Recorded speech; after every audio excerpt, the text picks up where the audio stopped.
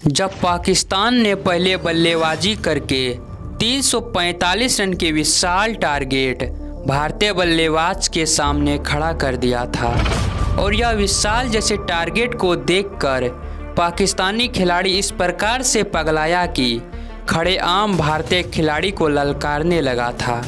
ऊपर से उसका कराची का स्टेडियम और शोएब अख्तर की रफ्तार का घमंड।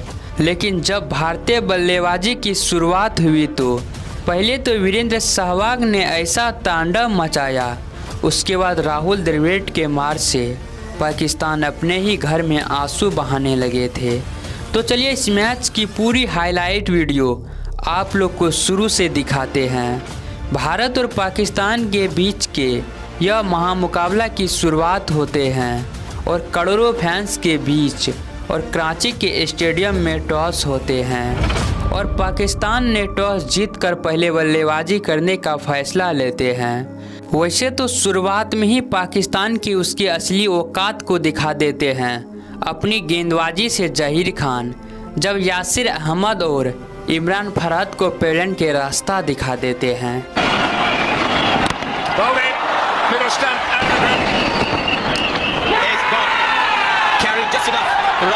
लेकिन उसके बाद आए मोहम्मद यूसुफ और इजमाम उल हक ने कराची के स्टेडियम में एक ऐसी खेल खेली जिस खेल को देखकर पाकिस्तान जीत के जश्न मनाने लगे, क्योंकि जहां पर मोहम्मद यूसुफ ने 74 रन की विस्फोटक पारी खेली तो वहीं पर कप्तान इजमाम उल हक कप्तानी पारी खेली और इस मैच में इजमाम उल हक ने 122 रन बनाया और लास्ट में यूनिस खान के शानदार फिनिशिंग के बदौलत पाकिस्तान टीम का स्कोर 50 ओवर के समाप्ति पर अपने 8 विकेट के नुकसान पर 345 रन के विशाल टारगेट भारतीय टीम के आगे खड़ा कर दिया। और जब भारतीय पारी की शुरुआत हुई तो शोएब अख्तर पहले ही ओवर से वीरेंद्र सहवाग को परेशान करना शुरू कर दिया, लेकिन यहां पर सचिन तेंदुलकर ने एक शानदार चौका लगा दिया और भारतीय स्कोरबोर्ड को आगे बढ़ाया। लेकिन दूसरी तरफ अभी भी वीरेंद्र सहवाग शोएब अख्तर की गेंद पर संघर्ष करते हुए दिख रहे थे और यहां पर कैच आउट होने से भी बाल बाल बचे। लेकिन यहां पर सचिन ने एक तूफानी छक्का लगाया और शोएब अख्तर का रफ्तार का घमंड को तोड़ दिया। लेकिन वहीं दूसरी तरफ मुल्तान के सुल्तान वीरेंद्र सहवाग भी कहां रुकने वाले थे और यहां पर एक शानदार चौका लगा दिया। अब यहां से सचिन तेंदुलकर और वीरेंद्र सहवाग ने मिलकर पाकिस्तानी गेंदबाज को अपने राडार में ले लिया और उसके घर में उसकी औकात दिखाना शुरू कर दिया। 6 ओवर तक में यह दोनों की तूफानी बल्लेबाजी के कारण भारतीय स्कोरबोर्ड भी 50 रन के पार पहुंच चुका था। लेकिन अभी भी जीत के लिए मंजिल तो बहुत दूर थे, लेकिन मंजिल तक पहुंचने के लिए यह दोनों तैयार थे। लेकिन यहां पर सचिन तेंदुलकर एक आसान सा कैच देकर आउट हो गया। जो जश्न मना रहे थे भारतीय फैंस अब ग्राउंड में मातम मना रहे थे।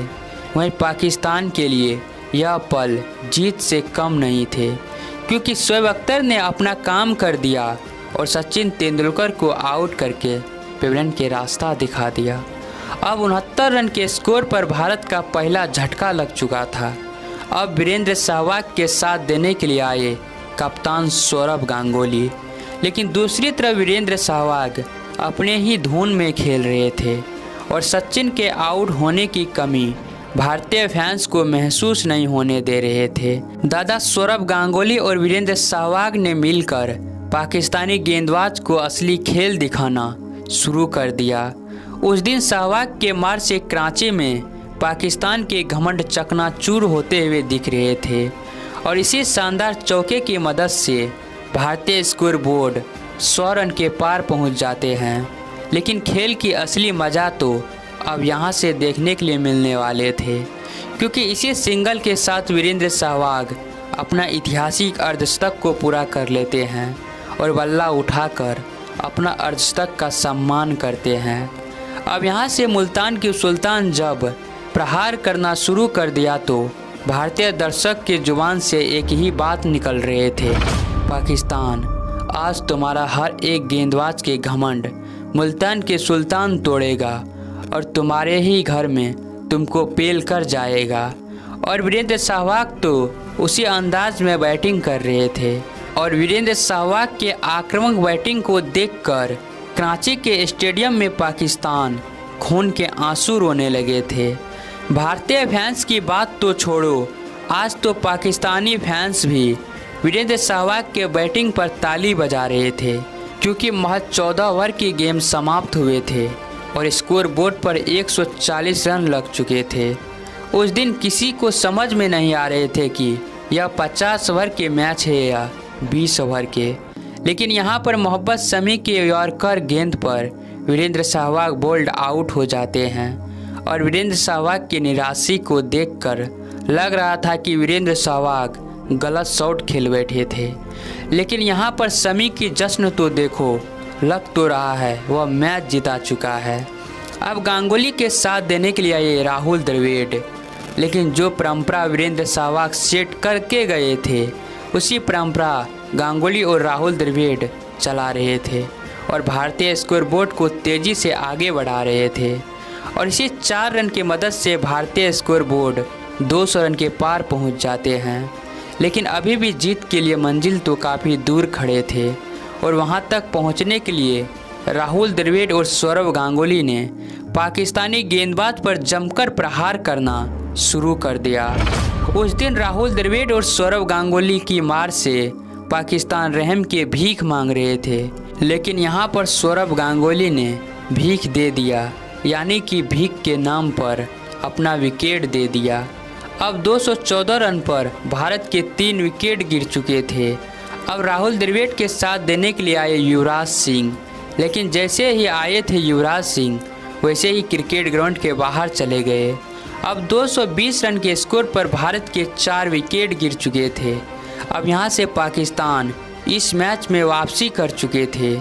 अब यहां से राहुल द्रविड़ के साथ देने के लिए आए मोहम्मद कैफ और राहुल द्रविड़ ने मिलकर पाकिस्तान के यह जश्न को एक बार फिर मातम में बदल दिया और 44 ओवर तक में भारतीय स्कोरबोर्ड को 300 रन के पार पहुंचा दिया और पाकिस्तानी गेंदबाज को बता दिया, भारत के एक भी बल्लेबाज अगर चल जाए तो तुम्हारा 100 गेंदबाज पर भारी पड़ जाएगा। अब राहुल द्रविड़ 95 रन बनाकर खेल रहे थे और इसी 4 रन की मदद से राहुल द्रविड़ 99 रन तक पहुंच चुके थे।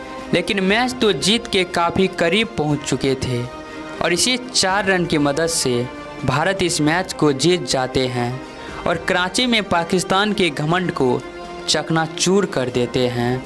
तो उस समय के भारतीय शेर के नाम इस वीडियो पर एक लाइक और एक कमेंट तो ज़रूर कर दीजिएगा। तब तक के लिए चलते हैं किसी इंटरेस्टिंग वीडियो के साथ, फिर मिलते हैं। तब तक के लिए जय हिंद, जय भारत, वंदे मातरम।